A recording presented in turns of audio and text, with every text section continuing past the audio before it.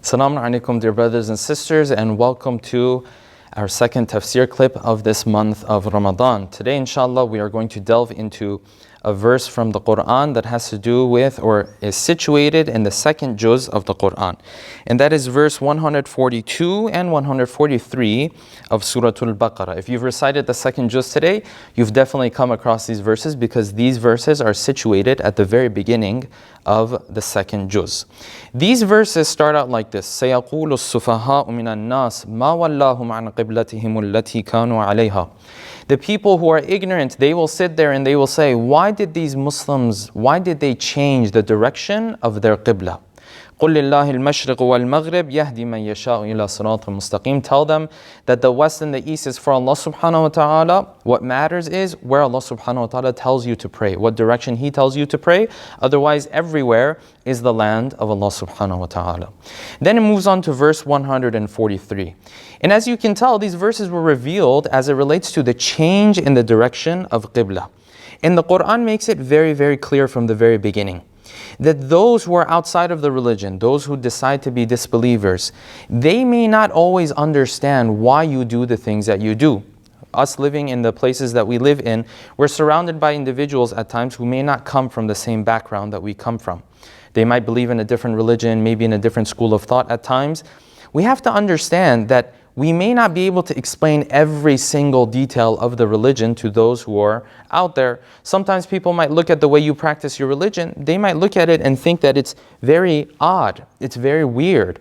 It makes no sense even sometimes because they're not looking at it from the perspective that you're looking at it. You're looking at it from the perspective of an individual who believes in the divineness of the Quran, believes in the Prophet being a messenger, and because of that, whatever he says, you take it.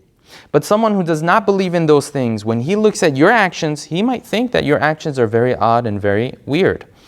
And if you look at the incident that took place, the taghyir of the Qibla, it was something that happened mid-prayer in the Dhuhr prayer when the Prophet was praying.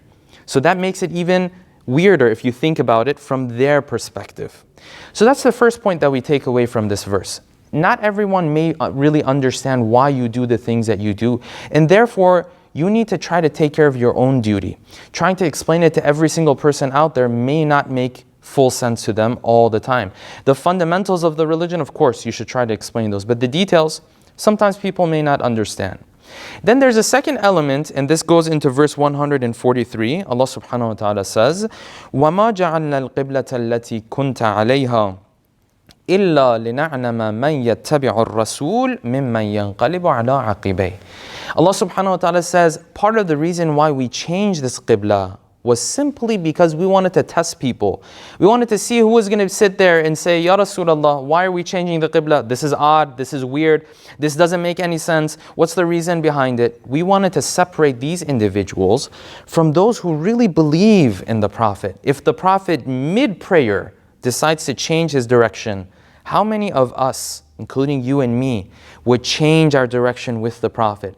That's not a small test. And the Quran is saying that this is a test to figure out who was going to obey and who wasn't, mainly because you may not know the reason of this change of direction mid-prayer. And that adds to the difficulty of the test. Sometimes when you know the reason behind the test, it's easier to go along with it, right? But sometimes when you don't know the reason behind it, it becomes more difficult. This is why Allah subhanahu wa ta'ala adds, وَإِن كَانَتْ لَكَبِيرَةً إِلَّا عَلَى الَّذِينَ هَدَى اللَّهُ. This would have been very difficult for anyone to act upon unless Allah subhanahu wa ta'ala had guided their heart. So we have to understand that we are going to be tested in this manner. We're going to be tested at times with things that we may not know the exact reason behind. That's part of the test. And we also have to understand that those who are outside of the religion may not always understand why you do all the details that you do. You have to take care of your own duty. Maybe you try to explain it to them, but if it doesn't make sense to them, the details, understand that you are looking at the religion from a different perspective than they are looking at the religion from.